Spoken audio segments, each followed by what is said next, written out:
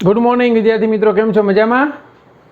Okay, फरीथी एकवार आप सब विद्यार्थी मित्रों स्कूल परिवार वती ऑनलाइन एज्युकेशन में स्वागत करूँ छूँ।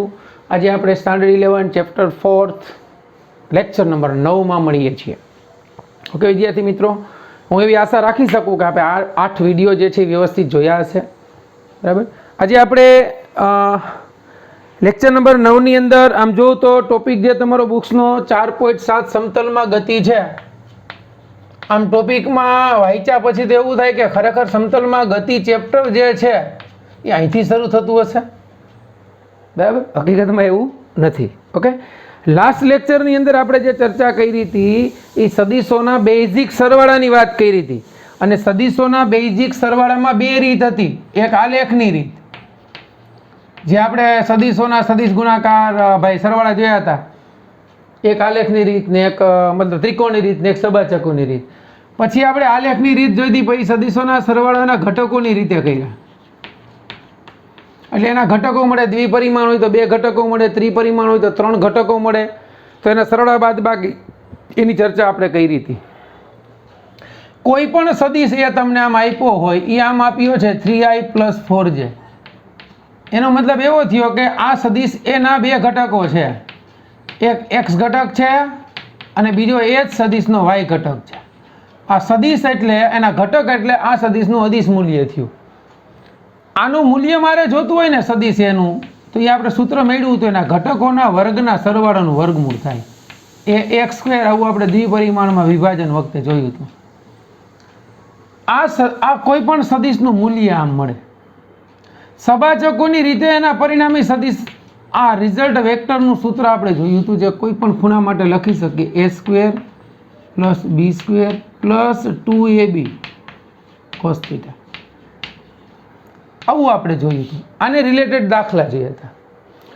શરૂઆતની અંદર આપણે જે જોયા હતા ત્યાં થોડુંક પાછું આવવાનું છે। સ્થાન સ્થાનાંતર, સ્થાન અને સ્થાનાંતર સદિશ। ત્રીજા ચેપ્ટરની અંદર તમે જે ભણી ગયા છો એ આપણે અહીંયા પાછી ચર્ચા કરવી પડશે। એક સરેરાશ વેગની, ઝડપની વાત નહીં આવે કે ઝડપ તો અદિશ રાશિ। સરેરાશ વેગ v એને આમ લખી શકાય, માથે તીરની નિશાની, અથવા તો સરેરાશ વેગ v ને આમે લખી શકું। બરાબર, અથવા સરેરાશ v ને હું v એવરેજ લખી શકું। તો સરેરાશ વેગ એટલે શું? એ સ્થાનાંતરના છેદમાં સમયગાળો આવે। સ્થાનાંતર એટલે શું એ આપણે ત્રીજા ચેપ્ટરમાં સમજી ગયા છીએ અને આ ચેપ્ટરની અંદર તમારે સ્થાનાંતર તો સમજવાનું છે, પણ એમાં થોડુંક આગળ વધવાનું, સ્થાનાંતર સદિશ વિશે સમજૂતી મેળવવાની છે। બરાબર, તો આજે આપણે જે સમજવાનું છે એમાં સરેરાશ વેગ અને તત્કાલીન વેગ, સરેરાશ પ્રવેગ અને તત્કાલીન પ્રવેગ, એટલું આવડી જાય એટલે ઇનફ। ચાલો, તો અહીંયા આપણે સમતલમાં ગતિમાં સ્થાન અને સ્થાનાંતર વિશે આપણે જોઈએ તો બાળકો આપણે ભણી ગયા છીએ ત્રિપરિમાણની અંદર જો આપણે લખીએ તો ત્રિપરિમાણ હું આમ દોરું તો મેં તમને બહુ સિમ્પલ મેથડ સમજાવી હતી હાથની, કે તમારે આ તમારો હથેળી આમ કરવાની એટલે 90 ડિગ્રીનો ખૂણો થયો, 3 આંગળીઓ વાળવાની એટલે આ x અક્ષ થઈ, આ y અક્ષ થઈ, આ z અક્ષ થઈ। તો આ x અક્ષ છે, આ y અક્ષ છે, આ z અક્ષ છે। ત્રીજા ચેપ્ટરની અંદર આપણે ભણી ગયા હતા અને નિર્દેશ ફ્રેમ કહેવાય। આ કાર્ટેશિયન યામ પદ્ધતિ મુજબ આ એનું સંદર્ભ બિંદુ થઈ ગયું। અહીંયા જો કોઈ કણ હોય તો આ કણ x અને y સમતલમાં છે, એટલે આ કણનો સ્થાન સદિશ હું જો r કહું તો એનો x અક્ષ ઉપરનો કંઈક ઘટક છે, y અક્ષ ઉપરનો કંઈક ઘટક છે। તો આ સદિશ r ના x અક્ષ ઉપરનો જે ઘટક છે એને કહીશું xi અને y અક્ષ પરના ઘટકને કહીશું yj। એટલે આમ જોવા જઈએ તો આ સદિશ r જે છે એ 2 ઘટકોથી બનેલો છે, xi + yj। જો ત્રિપરિમાણમાં કંઈક મૂલ્ય હોત તો સદિશ r ના ઘટકો આપણે આમ લખત xi + yj + zk। તો અહીંયા જો હું બિંદુ P કહું તો આ O થી P સ્થાન સદિશ થયો અને આને આમ લખું તો xy થયા। એને એમ લખી શકાય અથવા તો હું આમે લખી શકું xi + yj। આમ લખવાનો નિયમ સાદું યાક્ષ વાય લખો તો વચ્ચે ડેશ આવશે, આઈને જે કરો તો પ્લસ આવશે. આ જે છે એના સ્થાન સદિશ છે. બરાબર સમજો બાળકો. હવે આપણે સ્થાનાંતર સદિશ સમજવું છે. તો સ્થાનાંતર સદિશની અંદર આપણે એવી કલ્પના કરીએ કે આ દ્વિપરિમાણની અંદર કોઈ એક કણ ગતિ કરે છે, એનો ગતિ માર્ગ આવો કંઈક છે. આ P થી એનો ગતિ માર્ગ Q સુધીનો છે. બરાબર, આ P થી Q સુધીનો એનો ગતિ માર્ગ છે. ધારો કે T1 સમયે કણ જે છે એ P1 બિંદુ પાસે અહીંયા છે. આ T1 સમયે કણ છે, આ બિંદુ P છે, આ એનો સ્થાન સદિશ R1 છે. સમય જાય છે, T2 સમયે કણ ગતિ કરતો કરતો P2 બિંદુ પાસે પહોંચે છે.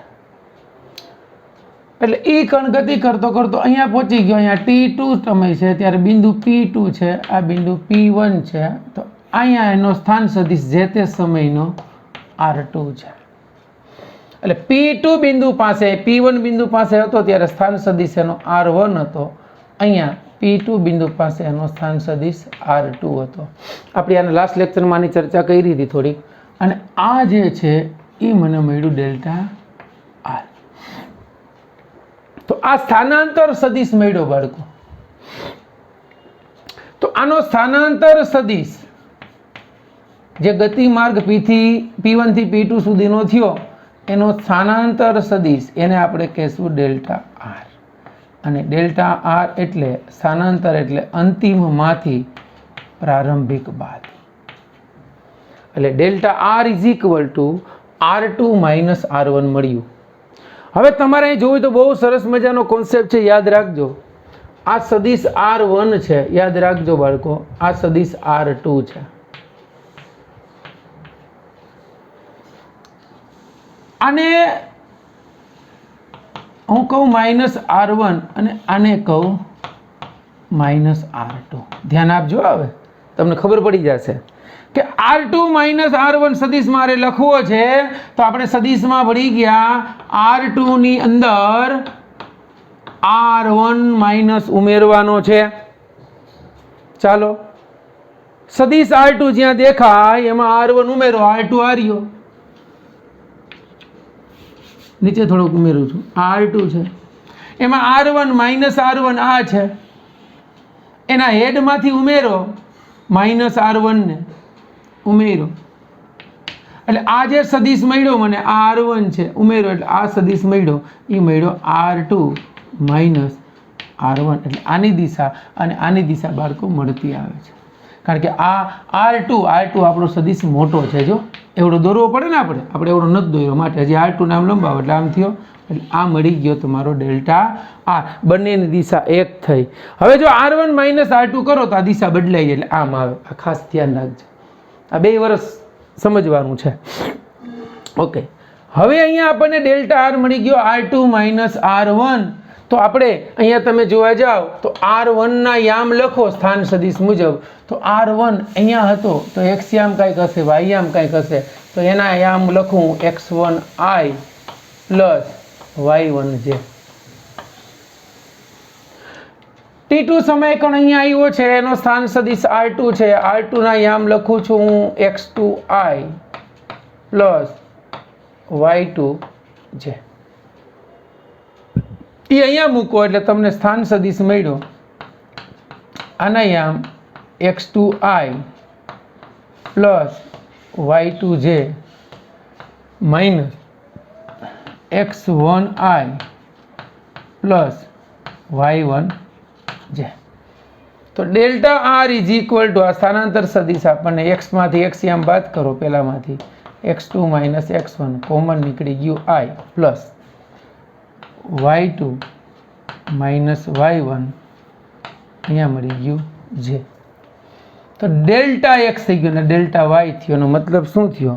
તો કે એ તફાવત મળ્યો આપણને સ્થાનાંતર સદિશનો x અક્ષ પર અને આ મળી ગયો y અક્ષ પર. એટલે આ મળ્યો સ્થાનાંતર સદિશ. આ સ્થાનાંતર સદિશનો x અક્ષ પરનો તફાવત મળ્યો અને બીજો આપણને y અક્ષ પરનો તફાવત મળ્યો. બરાબર છે બાળકો?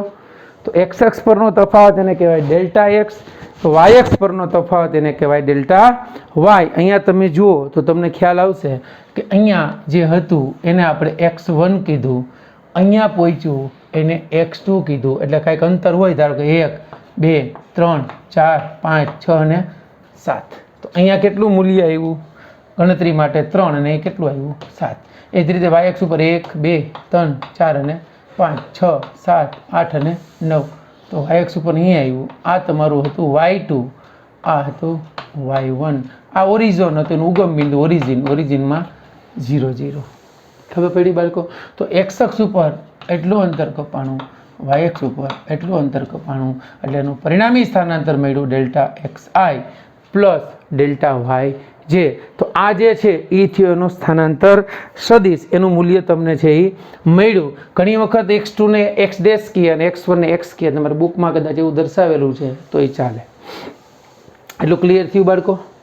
ચાલો તો એટલું જોઈ લ્યો, પછી આપણે આગળ વધીએ.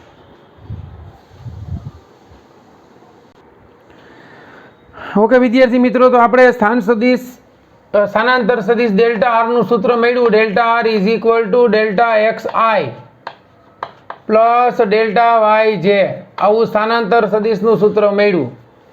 આ સ્થાનાંતર સદિશ માટે લીધેલો સમય હતો ડેલ્ટા ટી, એટલે કણનો સમય t2 minus t1. Delta T સમયમાં કણ ક્યાંથી ક્યાં પહોંચ્યો હતો, તો કે આપણે p1 થી p2 બિંદુ સુધી. તો અહીં હવે આપણે સરેરાશ વેગની વ્યાખ્યા મુજબ, જો સરેરાશ વેગને વ્યાખ્યાયિત કરવો હોય તો સરેરાશ વેગ v ઇઝ ઇક્વલ ટુ સદિશ રાશિ છે તો અહીંયા તમે તીરની નિશાની મૂકી શકો. સરેરાશ વેગ v ઇઝ ઇક્વલ ટુ શું થશે, તો કે સ્થાનાંતર સદિશ ડેલ્ટા આર ના છેદમાં ડેલ્ટા ટી થશે. ડેલ્ટા આર કેટલો છે ભાઈ, તો કે delta X I plus delta Y જે એના છેદમાં ડેલ્ટા ટી. તો હવે સરેરાશ વેગ v ઇઝ ઇક્વલ ટુ છેદ સ્વતંત્ર આપી દઉં,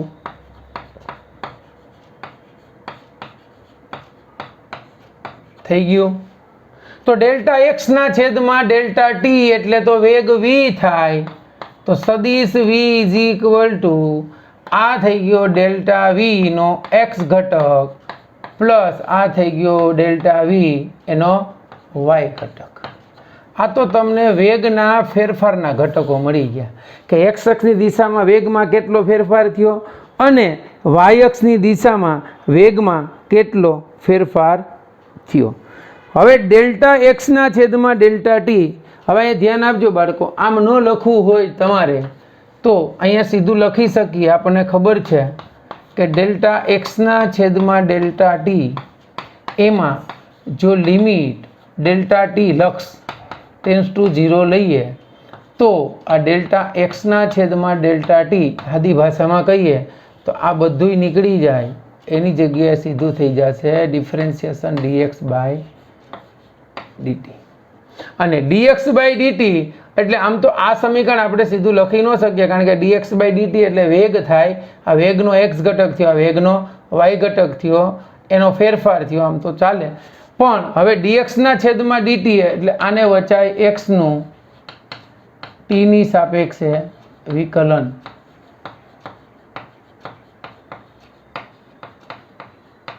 તો આ સમીકરણને જો આમ લખી શકું કે સરેરાશ વેગ v is equal two limit લઈ લીધી છે, એટલે આ સરેરાશ વેગ જે છે એ લિમિટ લેતા તત્કાલીન વેગ મળે. કેવો? આ તમને જે મળે જે રાશિ એ તત્કાલીન રાશિ મળે જે તે ક્ષણે. તો આની તત્કાલીન રાશિ મારે જોતી હોય તો હવે આ સરેરાશ વેગ v ન રહેતા તત્કાલીન વેગ v થઈ જાય ઇઝ ઇક્વલ ટુ dx ના છેદમાં dt ઇન્ટુ i થાય પ્લસ dy ના છેદમાં dt ઇન્ટુ j થાય. તો dx ના છેદમાં dt એટલે એ વેગનો x ઘટક થયો, તો v ઇઝ ઇક્વલ ટુ આપણને મળી ગયું vxi પ્લસ અહીંયા મળી ગયું vy જે. તો આ બાળકો વેગના ઘટકો મળ્યા. વેગના ઘટકો મળ્યા તેના ઉપરથી મને વેગનું મૂલ્ય ન મળે, તો v ઇઝ ઇક્વલ ટુ જો આવું હતું, આ વેગનો x ઘટક છે, આ વેગનો y ઘટક હોય તો આના ઉપરથી મને વેગનું મૂલ્ય મળે ઘટકોના વર્ગના સરવાળાનું વર્ગમૂળ vx² પ્લસ vy². પૂરું. હવે આના ઉપરથી અહીં દિશા, વેગની દિશા પણ મળી જાય. પરિણામી વેગની દિશા માટે તમારે tan θ સૂત્ર લાગુ પાડવું પડે. tan θ બરાબર vy/vx, એના ઉપરથી θ is equal to tan inverse vy/vx. આ એની દિશા થઈ ગઈ, આ એનું મૂલ્ય થઈ ગયું, આ એના ઘટકો થઈ ગયા. પૂરું. આ જેટલું આપણે વેગમાં કર્યું છે એટલું જ આપણે પ્રવેગની અંદર મેળવવાનું છે. તો આ વેગના જે સૂત્રો મળ્યા એના જેવા જ પ્રવેગના મળે. અહીંયા વેગ, સરેરાશ વેગ v ઇઝ ઇક્વલ ટુ જે આપણને ડેલ્ટા એક્સ એના ડેલ્ટા આર એના છેદમાં ડેલ્ટા ટી મળ્યું. અહીંયા લિમિટ લીધી એટલે limit delta T tense two 0 લેતા આ સમીકરણમાં તમને તત્કાલીન વેગ મળ્યો dr/dt. તત્કાલીન વેગ કેવો કહેવાય? તાત્ક્ષણિક વેગ. તાત્ક્ષણિક, ઇન્સ્ટન્ટિયસ, બરાબર. આ તાત્ક્ષણિક વેગ, જે તે ક્ષણનો વેગ dr/dt. તો અહીંયા તમે આમાંય લખી શકો. હવે તત્કાલીન વેગ v બરાબર d/dt.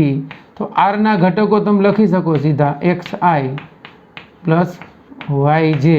તો તત્કાલીન વેગ v ઇઝ ઇક્વલ ટુ સ્વતંત્ર છેદ આપવાની કાંઈ જરૂર નથી, સીધો ગુણાકાર જ કર્યો છે dy/dt છે.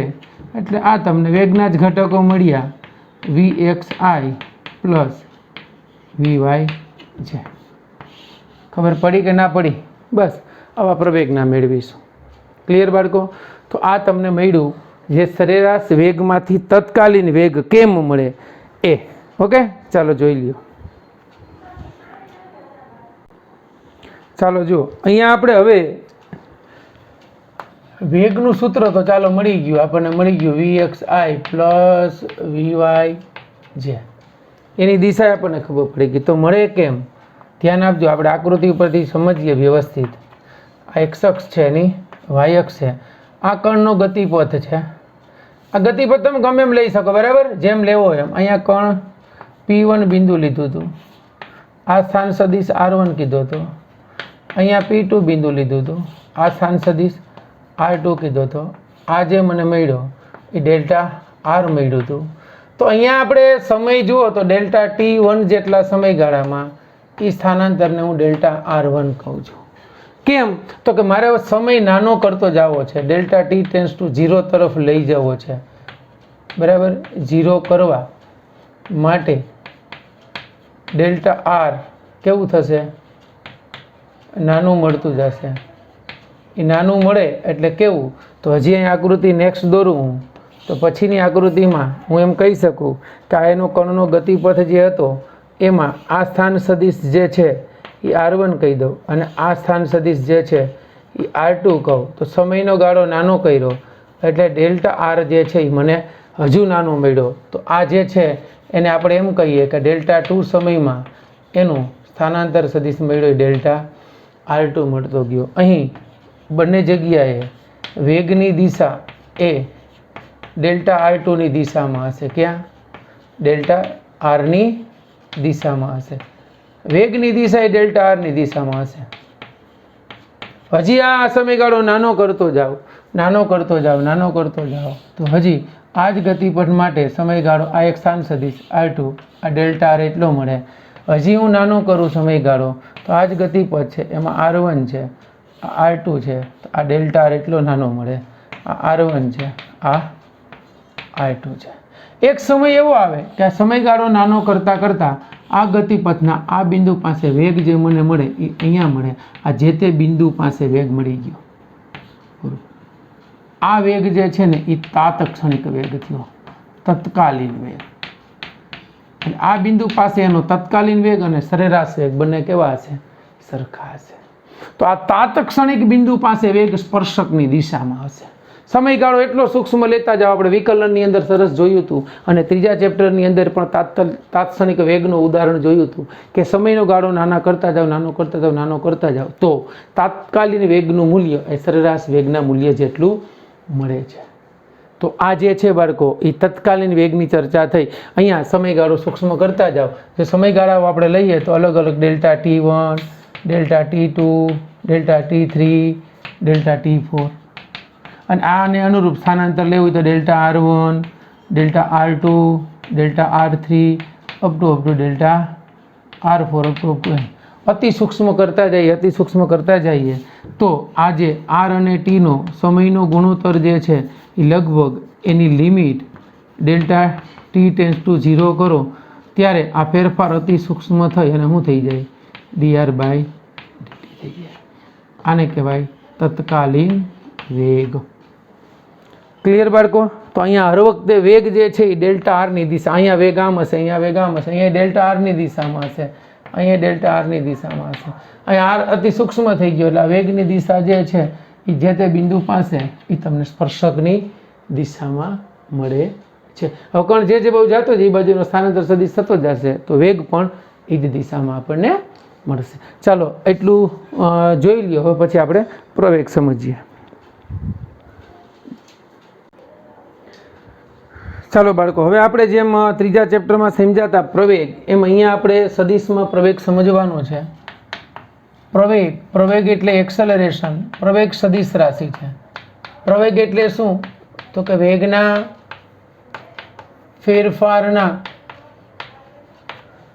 ફેરફારના સમય દરને પ્રવેગ કહે છે. વેગના ફેરફારનો સમય દર એટલે હું સમય સાથે વેગમાં થતો ફેરફાર, એને પ્રવેગ કહેવાય. બરાબર? હવે પ્રવેગ સદિશ રાશિ છે એટલે સ્થાનાંતરની જેમ પ્રવેગ ધન હોઈ શકે, ઋણ હોઈ શકે, શૂન્ય હોઈ શકે, આપણને ખબર છે. બરાબર? આમ તો પ્રવેગ જે છે એ વેગનો ફેરફાર છે. વેગ 0 હોય, જો બરાબર સમજો. એ કોન્સેપ્ટ સરસ છે. એ હું તમને પ્રવેગ પૂરું કર્યા પછી સમજાવીશ. બરાબર? તો દાખલા તરીકે અહીંયા એમ સમજીએ કે ધારો કે કોઈ કણ ગતિ કરે છે. ધારો કે કોઈ કણનો T1 સમયે વેગ T1 સમયે એનો વેગ v1 છે અને T2 સમયે વેગ T2 સમયે એ કણનો વેગ v2 છે. કણનો ગતિપથ તમારે જેમ લેવો એમ છૂટ છે. તો અહીં સરેરાશ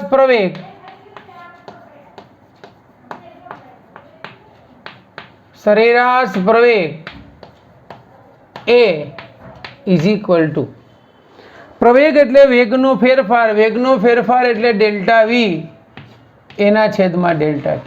બરાબર સમજ? હવે આપણે વેગમાં સમજી ગયા છીએ તો અહીંયા હું સીધું લખી નાખું કે અહીં ડેલ્ટા t → 0 લેતા, આમ તો લિમિટ ડેલ્ટા t → 0 લઉં તો લિમિટ ડેલ્ટા t → 0 ડેલ્ટા vના છેદમાં ડેલ્ટા t લખું તો આ બધું નીકળી જાય. આની જગ્યાએ સીધું લખી શકું dv/dt. તો હવે આ જે છે મને એ પ્રવેગનું તાત્ક્ષણિક મૂલ્ય મળે કે તત્કાલીન મળે. તાત્ક્ષણિક કે તત્કાલીન પ્રવેગ. તો તત્કાલીન પ્રવેગ એ ઇઝ ઇક્વલ ટુ આપણને મળી ગયો dv/dt. બહુ સિમ્પલ સૂત્ર સીધા મળી જાય છે વેગના મેળવા એટલે. હવે આપણને ખબર છે બાળકો કે વેગના સૂત્રમાં વેગના બે ઘટકો હતા, એક x અક્ષની દિશાનો અને બીજો. જો એ કેમ મળતા હતા? તો એ આમ મળતા હતા. એમાં કહે તું ને માનો કે વેગ છે, જે દિશામાં વેગ હતો એના બે ઘટકો મળે. એક એની x અક્ષ સાથે ખૂણો બનાવે એટલે આ ઘટક મળે એનો v cos θ, આ ઘટક મળે એનો v sin θ. v cos θ એટલે x અક્ષની દિશાનો i એટલે એ દિશાને vx i ઘટક કહી દઈએ. આ દિશાનો vy j, બીજું કંઈ નથી. તો હવે વેગના કિંમત અહીં મૂકી દો તો સરેરાશ પ્રવેગમાંથી તત્કાલીન પ્રવેગ એ બરાબર d/dt. અહીંયા વેગના ઘટકો સીધા મૂકી શકીએ vx, vi ને vy જે અહીંયા આમ લખી શકીએ dvx એના છેદમાં dt into I plus dvy by dt into J. તો આ તો વેગના ફેરફારનો સમય દર એટલે પ્રવેગ મળ્યો. તો એ પ્રવેગ x અક્ષની દિશાનો એટલે axi પ્લસ ay જે. સમજાણું? તો આ પ્રવેગ જે છે તો એના ઉપરથી પણ પ્રવેગનું મૂલ્ય ન મળે. પ્રવેગનું મૂલ્ય એટલે એના ઘટકોના વર્ગના સરવાળાનું વર્ગમૂળ મળી ગયું ax square plus ay square. આના ઉપરથી હવે પ્રવેગની દિશા. તો પ્રવેગની દિશા ક્યાં હોય? વેગના ફેરફારની દિશામાં. ધ્યાન આપજો. પ્રવેગની દિશા. પ્રવેગની દિશા સીધું સૂત્ર જ લગાડવાનું. ટેન થીટા બરાબર y અક્ષના છેદમાં વેગનો ફેરફાર છેદમાં x અક્ષનો વેગનો ઘટક એટલે થીટા બરાબર ટેન ઇનવર્સ vy એના છેદમાં vx. ખબર પડી? તો આ theta is equal two tan inverse. આ તમને પ્રવેગની દિશા મળી ગઈ. એટલું સમજાણું? ચાલો હવે આ લખી લ્યો. પછી પ્રવેગની દિશા કેમ બદલાય છે, સમયગાળો કેમ અતિ સૂક્ષ્મ લઈએ છીએ એ, અને વેગ અને પ્રવેગ નો સંબંધ જે છે કે વેગ બદલાય ત્યારે પ્રવેગ ક્યારે બદલાય ને ક્યારે ન બદલાય, પ્રવેગનું મૂલ્ય ક્યારે બદલાય, એની દિશા ક્યારે બદલાય વેગની, એ આપણે મતલબ વેગ પ્રવેગ ઉપર કઈ રીતે આધાર રાખે એની ચર્ચા કરીએ. ચાલો જોઈએ.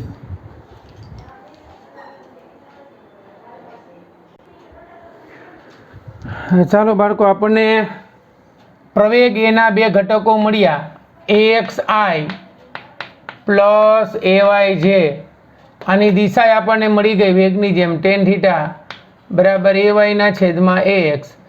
વેગના બે ઘટકો આપણે મેળવ્યા vxi પ્લસ vyj અને વેગની દિશા આપણે મેળવી ટેન થીટા બરાબર vy ના છેદમાં vx. રેડી? હવે અહીંયા આપણે સમજવાનું છે પ્રવેગની દિશા આપણને મળતી હતી કેમ અને મૂલ્ય કેમ સૂક્ષ્મ થતું હતું. તો આ x અક્ષ છે, આ y અક્ષ છે, આમાં કણનો એક ગતિમાર્ગ છે. અહીંયા કણ જે છે એનો વેગ p1 છે, બિંદુ p છે, આ p. અહીંયા વેગ સ્પર્શકની દિશામાં છે, અહીંયા વેગ સ્પર્શકની દિશામાં છે. બરાબર સમજજો. તો આ વેગ સ્પર્શકની દિશામાં છે એટલે આ વેગ અહીંથી આમ છે, આ વેગ છે અને આ વેગ છે. આ વેગને હું v કહી દઉં, આને હું v ડેશ કહી દઉં. બરાબર સમજજો. તો વેગનો ફેરફાર એટલે ડેલ્ટા v. ડેલ્ટા v એટલે અંતિમ વેગમાંથી પ્રારંભિક વેગ બાદ કરવો. અંતિમ વેગ જે છે એ આ છે, એમાંથી પ્રારંભિક વેગનો વિરુદ્ધ મૂલ્યનો સદિશ ઉમેરો એટલે આ ઉમેરીએ એટલે તમને આ દિશા મળી, ડેલ્ટા vની દિશા મળી. તો ડેલ્ટા vની દિશા તમને મળે છે આ બિંદુ પાસે અથવા તો આમ મળી એટલે આ દિશા એ પ્રવેગ એની દિશા થઈ. આ સમજજો બરાબર. અહીંયા અત્યારે આ જે લીધું એ સમયગાળો એટલો મોટો લીધો. આ સમયગાળાને ડેલ્ટા t ટેન્સ ટુ 0 કરીએ તો હજી આમાં ફેરફાર થાય. 0 કરીએ ને મૂલ્ય સૂક્ષ્મ કરતા જઈએ તો આ જે છે એ મૂલ્ય ઘટતું જાય એટલે આ ઘટ્યું, એ ઘટે એટલે પ્રવેગમાં એ પ્રમાણે ફેરફાર થાય. અહીંયા વેગ આમ હતો, અહીંયા વેગ આમ હતો, તો અહીંયા આપણે આના વિરુદ્ધ મૂલ્યનો સદિશ ઉમેરીએ એટલે આ પ્રવેગની દિશા પછી ફરી પાછી અહીંયા મળી. એક સમય એવો આવશે કે આ જે લાઈન હતી એમાં આ બિંદુ પાસે વેગના ફેરફારની દિશામાં પ્રવેગ મળી ગયો, એ તમારો પ્રવેગ મળ્યો a ઇઝ ઇક્વલ ટુ મળી ગયું dv બાય dt. એને કહેવાય તત્કાલીન પ્રવેગ.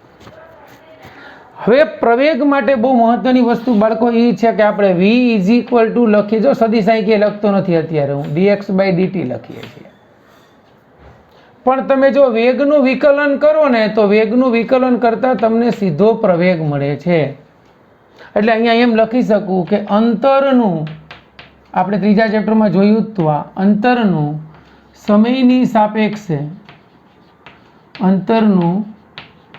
સમયની સાપેક્ષે એકવાર વિકલન, અંતરનું સમયની સાપેક્ષે એકવાર વિકલન વેગનું મૂલ્ય આપે છે.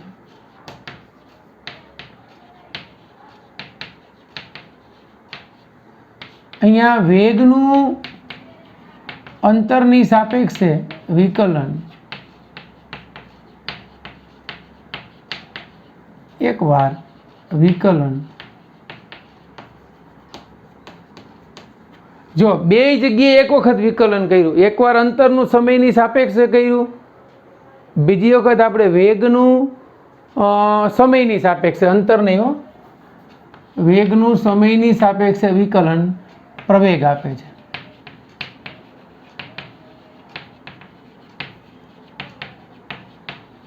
આમ આપણને ખબર છે બાળકો આ કે આ વી છે ને આ એક્સ, એટલે હું આમ લખી શકું એક્સનું એકવાર વિકલન, આ એક્સ બાર કે એક્સ ડોટ સોરી, એક્સનું બે વાર વિકલન હોય ને તો આમ લખી શકું. એટલે એમ કહી શકું કે અંતરનું સમયની સાપેક્ષે, અંતરનું સમયની સાપેક્ષે, આ ત્રીજા ચેપ્ટરમાં આપણે જોયું જ હતું, બે વાર વિકલન અંતરનું સમયની સાપેક્ષે બે વાર વિકલન સીધા પ્રવેગનું મૂલ્ય આપે છે. એટલે અંતરનું બે વાર વિકલન કરવાનું. એકવાર વિકલન કર્યું દાખલા તરીકે dx બાય dt, આનું બીજી વાર વિકલન કરો ને d2x બાય dt સ્ક્વેર, તો આ જે છે એ તમારો વેગ હતો, પરંતુ આ જે છે એ તમારો પ્રવેગ થઈ ગયો. ક્યાંય સદિશ અત્યારે લખતો નથી. એટલે આ અંતરનું બે વાર વિકલન એ તમને પ્રવેગનું મૂલ્ય આપે. તો પ્રવેગ એ બરાબર કેટલું લખી શકું? આમ લખી શકું, પ્રવેગ એ બરાબર એક્સનું બે વાર વિકલન, વેગનું એક વાર વિકલન, અથવા તો dvt બાય dt લખી શકું, અથવા તો d2x બાય dt સ્ક્વેર લખી શકું. આ બધું પ્રવેગ થયું. પ્રવેગ જે છે એનો એકમ તો જગ જાહેર, તમને ખબર છે, મીટર પ્રતિ સેકન્ડ સ્ક્વેર. આ જે છે એનો mks એકમ થયો અથવા SI થયો, અને એનો CGS એકમ છે એ સેન્ટીમીટર પ્રતિ સેકન્ડ સ્ક્વેર છે. અને પ્રવેગનું પારિમાણિક સૂત્ર તો આપણને ખબર જ હોય, L1 T-2. આ ક્લિયર થયું બાળકો? આ એકવાર વિકલન છે એવું સૂચવે છે એક્સનું સમયની સાપેક્ષે, અને આ બે વાર વિકલન છે એવું સૂચન કરે. ક્લિયર થયું? તો અહીંયા જે પ્રવેગ મળ્યો તેની દિશા આમ હશે. અહીંયા આ તમારી એક્સ અક્ષ છે, આ વાય અક્ષ છે. ઓકે, ચાલો એટલું જોઈ લ્યો. હવે એક વધારાનો ટોપિક છે એ સમજાવું છું. મેં તમને કીધું વેગ પ્રવેગ વચ્ચેનો સંબંધ. અહીં ધ્યાન આપજો થોડુંક. વેગ જે છે એ સદિશ રાશિ છે.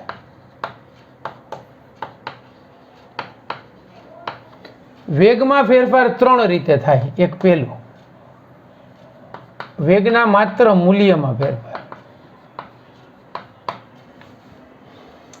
બીજું જે છે એ વેગની માત્ર દિશામાં ફેરફાર.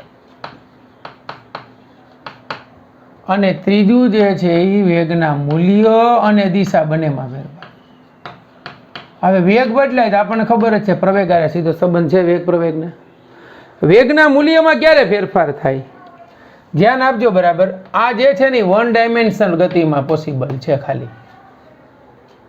બરાબર, વેગના મૂલ્યમાં ફેરફાર માત્ર વન ડાયમેન્શનમાં થાય. કેમ? તો કે વેગના મૂલ્યમાં ફેરફાર થાય એટલે બે વસ્તુ થાય. એક વેગમાં વધારો થાય અને એક વેગમાં ઘટાડો થાય. આ બહુ સિમ્પલ ફંડા, યાદ કરો. તમે જાતા હોય તમારો વેગ વધે ક્યારે? ઈ દિશામાં જાવ તો ઈ દિશામાં જાવ ને એટલે અહીંયા તમારો પ્રવેગ ઈ દિશામાં મળ્યો. એનો મતલબ એવો કે વેગમાં વધારો ક્યારે થાય? તો કે જ્યારે વેગ અને પ્રવેગ વચ્ચેનો ખૂણો, વેગ અને પ્રવેગ વચ્ચેનો ખૂણો થીટા બરાબર 0 હોય. આ થીટા બરાબર 0 હોય ને ત્યારે વેગ અને પ્રવેગ એના મૂલ્યમાં ફેરફાર થાય. એટલે આ વેગની દિશા છે અને ઈ જ દિશામાં પ્રવેગ હોય ત્યારે માત્ર વેગમાં વધારો થાય. વધારો થાય એટલે એનું મૂલ્ય વધે. બરાબર સમજો. પણ ક્યારે? થીટા 0 હોય ત્યારે. આનું ઉદાહરણ, કોઈ જતું હોય વ્યક્તિ અને કોઈ તમને પાછળથી ધક્કો મારે તો બંનેની દિશા એક થઈ, વેગ અને પ્રવેગની. જ્યારે વેગ અને પ્રવેગ વચ્ચેનો ખૂણો વેગ અને પ્રવેગ વચ્ચેનો ખૂણો બરાબર સમજો થીટા બરાબર પાઈ હોય ત્યારે વેગના મૂલ્યમાં ઘટાડો થાય મૂલ્યમાં ફેરફારો મતલબ મૂલ્યમાં ફેરફાર એક જ દિશામાં હોય ત્યારે થાય. દાખલા તરીકે વેગ આમ છે ને પ્રવેગ આમ છે. આ વેગની દિશા છે અને આ પ્રવેગની દિશા છે. ત્યારે અહીંયા આનું ઉદાહરણ આપણે જોતું હોય તો બ્રેક મારવી, આપણને બ્રેક મારો કે વાહનની બ્રેક મારો, ત્યારે વાહન કે આપણે આગળ જતા હોય તો કંઈ પાછળ વળવા નથી માંડતા, પરંતુ શું કરીએ છીએ, માત્ર ને માત્ર સ્પીડ ધીમી થઈ જાય. સ્પીડ ધીમી થઈ જાય એટલા માટે એમ કહી શકાય કે એના પ્રવેગમાં ફેરફાર થયો પણ એ વેગની વિરુદ્ધ દિશામાં થયો. એટલે જ્યારે વેગ અને પ્રવેગ વચ્ચેનો ખૂણો પાઈ હોય ત્યારે અહીંયા જો બેયની દિશા એટલે થીટા 0 થયો, અહીંયા બેયની દિશા વિરુદ્ધ એટલે થીટા પાઈ થયો. ત્યારે વેગના મૂલ્યમાં ફેરફાર થાય અને આવું પોસિબલ માત્ર ને માત્ર એક પરિમાણમાં છે. ક્લિયર? માત્ર દિશામાં ફેરફાર જ્યારે કણ વર્તુળમય ગતિ કરતો હોય અથવા તો વર્તુળ ગતિ કરતો હોય ત્યારે માત્ર દિશા બદલાય. બરાબર સમજો, ત્યારે માત્ર દિશા જ બદલાય, દિશા જ. તો આવું વર્તુળમય ગતિમાં શક્ય છે. કણ વર્તુળમય ગતિ કરતો હોય, આ એના ગતિપથની ત્રિજ્યા હોય, વેગ સ્પર્શકની દિશામાં હોય. ધ્યાન આપજો, અહીંયા વેગ v છે, અહીંયા આવે ત્યારે વેગની દિશા બદલાણી. જો વેગ આમ વહી ગયો, વેગનું મૂલ્ય નથી બદલાતું કારણ કે અંતર નથી બદલાતું. વેગ એટલે અંતર ઉપર આધાર રાખે. અહીંયા આવે તો અંતર તો આર જ છે પણ વેગની દિશા બદલાણી. એટલે વેગ અને પ્રવેગ પરસ્પર લંબ હોય કારણ કે આમાં કેન્દ્રગામી પ્રવેગ લાગે જે આપણે ભણશું ત્યારે. બરાબર સમજો, વેગના મૂલ્યમાં ફેરફાર ક્યારે થાય? ધ્યાન આપજો, વેગના મૂલ્યમાં ફેરફાર ક્યારે થાય? તો જ્યારે વેગ અને પ્રવેગ વચ્ચેનો ખૂણો 0 અથવા પાઈ હોય. 0 અથવા પાઈ. જો થીટા બરાબર 0 અથવા પાઈ હોય તો વેગના મૂલ્યમાં ફેરફાર થાય. વેગના મૂલ્યમાં ફેરફાર થાય એટલે શું થાય ભાઈ? તો કે કાં ઘટાડો ને કાં વધારો. ઘટાડો ક્યારે થાય? તો કે થીટા પાઈ હોય તો. વધારો ક્યારે થાય? 0 હોય તો. અહીંયા જે આપણે ભણ્યા એ શું થયું? તો કે વેગની દિશામાં. વેગની દિશામાં ક્યારે ફેરફાર થાય? વેગની દિશામાં ફેરફાર થાય. વેગની દિશામાં ફેરફાર ક્યારે થાય? તો કે જ્યારે થીટા બરાબર π/2 હોય. થીટા બરાબર π/2 એટલે વેગ પ્રવેગ વચ્ચેનો ખૂણો π/2 હોય ત્યારે. તો મૂલ્ય અને દિશા બંનેમાં ક્યારે ફેરફાર થાય? તો કે જ્યારે 0 π/2 કે પાઈ સિવાયનો કોઈ પણ ખૂણો હોય. પાઈ સિવાયનો કોઈ પણ ખૂણો હોય ત્યારે વેગના મૂલ્ય અને દિશા બંનેમાં ફેરફાર થાય.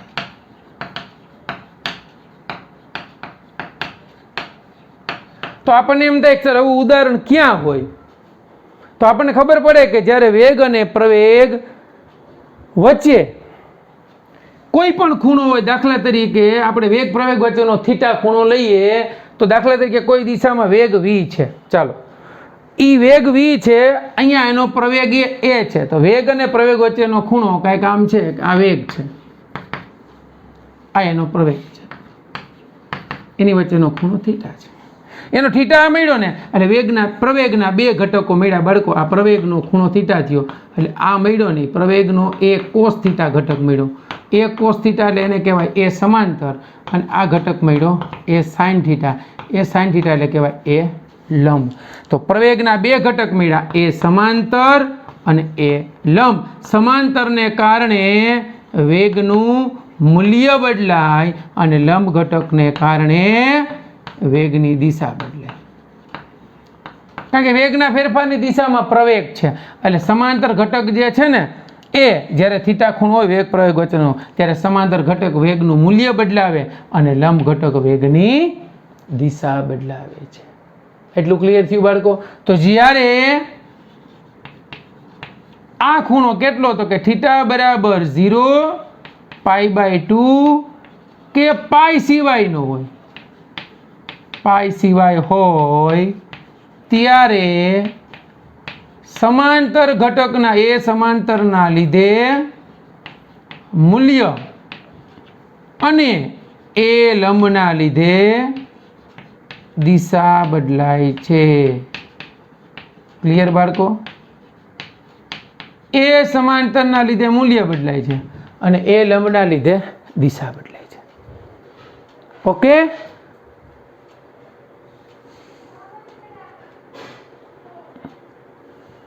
ચાલો, થોડોક લેક્ચર જે છે લાંબો થયો પણ ટોપિક આપણે પૂરો કરવો હતો. ઓકે, તો ચાલો અહીં સુધી રાખું છું. Best of luck.